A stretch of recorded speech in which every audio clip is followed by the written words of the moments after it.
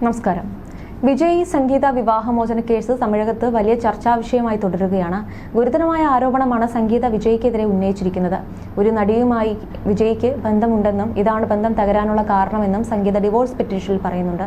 ഭർത്താവിന്റെ അവഗണന തനിക്കുണ്ടാക്കിയ അപമാനത്തെക്കുറിച്ചും മാനസിക വിഷമത്തെക്കുറിച്ചും സംഗീത പെറ്റീഷനിൽ പരാമർശിക്കുന്നുണ്ട്.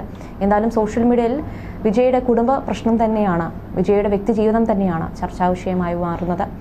വിജയുടെ വ്യക്തിജീവിതം തമിഴ്നാട്ടിൽ വ്യാപകമായി ചർച്ചയായിക്കൊണ്ടിരിക്കുന്ന സാഹചര്യത്തിൽ മറ്റു പല രീതിയിലുള്ള വാർത്തകളും പുറത്തു വരുന്നുണ്ട്. റിപ്പോർട്ടുകൾ പ്രകാരം മക്കളും വിജയിൽ നിന്ന് അകലം പാലിക്കുകയാണെന്ന് വിജയുമായി ബന്ധപ്പെട്ടുള്ള വൃത്തങ്ങൾ പറയുന്നുണ്ട്. ദിവ്യ സാഷ, ജേസൺ സഞ്ജയ് എന്നീ 2 മക്കളാണ് വിജയ്ക്കുള്ളത്.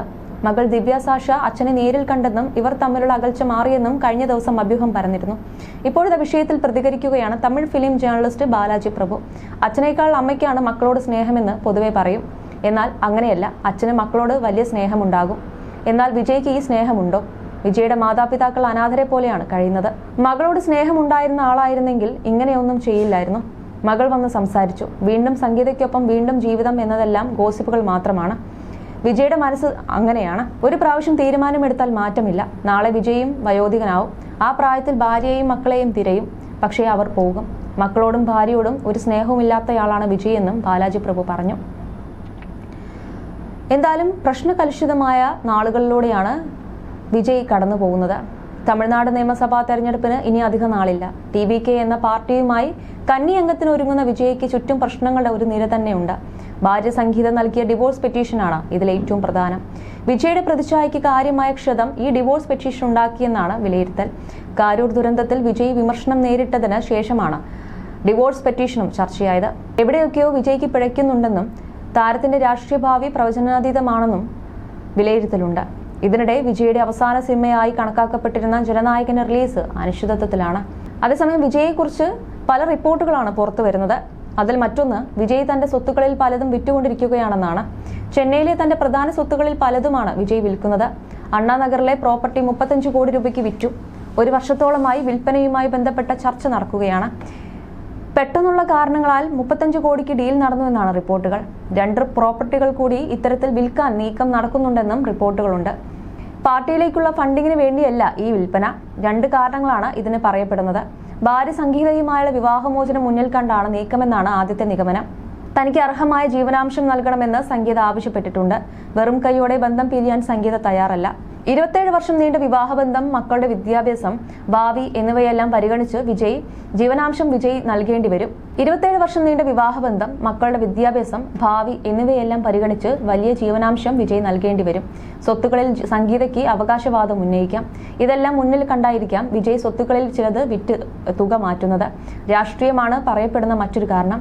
തമിഴ്നാട് നിയമസഭാ തെരഞ്ഞെടുപ്പിൽ മത്സരിക്കുന്ന വിജയ്ക്ക് സത്യവാങ്മൂലം നൽകുമ്പോൾ തന്റെ സ്വത്തുക്കളുടെ പൂർണ്ണ വിവരം നൽകേണ്ടി വരും. അതിനാൽ സമ്പത്ത് കുറച്ച് കാണിക്കാനായിരിക്കും ഈ നീക്കമെന്നും പറയപ്പെടുന്നു. തമിഴകത്തെ ഫിലിം ജേർണലിസ്റ്റുകൾ പറയുന്നത് പ്രകാരം വിജയും സംഗീതയും ഏറെക്കാലമായി അകൽച്ചയിലാണ്. 2021 മുതൽ വിജയ് വീടിന്റെ താഴത്തെ നിലയിൽ ഒറ്റയ്ക്കാണ്, സംഗീത മുകളിലത്തെ നിലയിലും.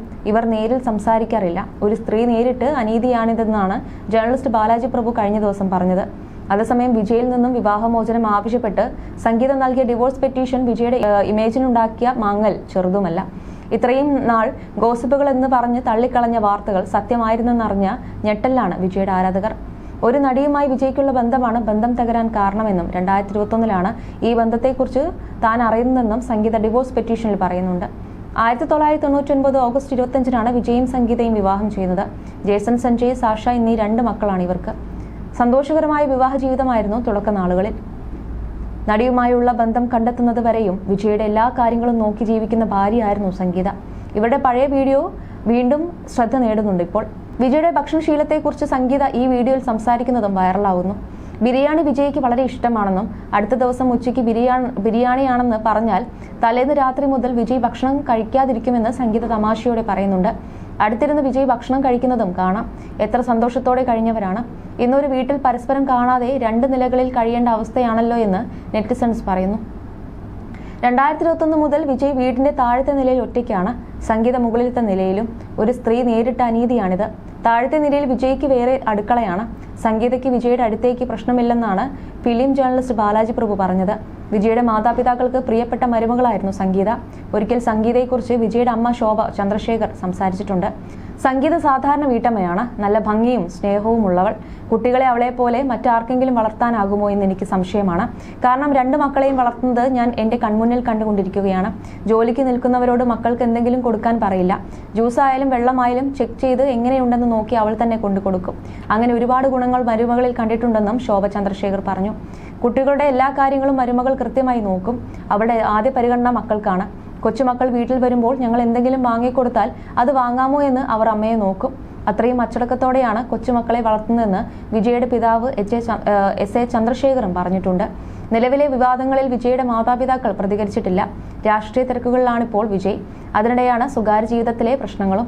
അതേസമയം വിജയ് തന്റെ അനുയായികളുടെ വലയത്തിലാണെന്നും പുറത്തുള്ള കാര്യങ്ങളെക്കുറിച്ച് അറിയില്ലെന്നും ഏറെക്കാലമായി കോളിവുഡിൽ വാദമുണ്ട്. ഭാര്യ സംഗീത വിവാഹമോചന ഹർജി നൽകിയതോടെ ഈ വാദം ശക്തമായി. പിതാവ് എസ് എ ചന്ദ്രശേഖറിന് പോലും വിജയിലേക്ക് പെട്ടെന്ന് എത്തിപ്പെടാൻ പറ്റില്ല. പലപ്പോഴും ചുറ്റും കൂടിയിരിക്കുന്ന ഈ ആളുകൾ കാരണം വിജയ്ക്ക് യാഥാർത്ഥ്യങ്ങൾ മനസ്സിലാക്കാനാകുന്നില്ലെന്ന് തമിഴ് ഫിലിം ജേർണലിസ്റ്റുകൾ പറയാറുണ്ട്.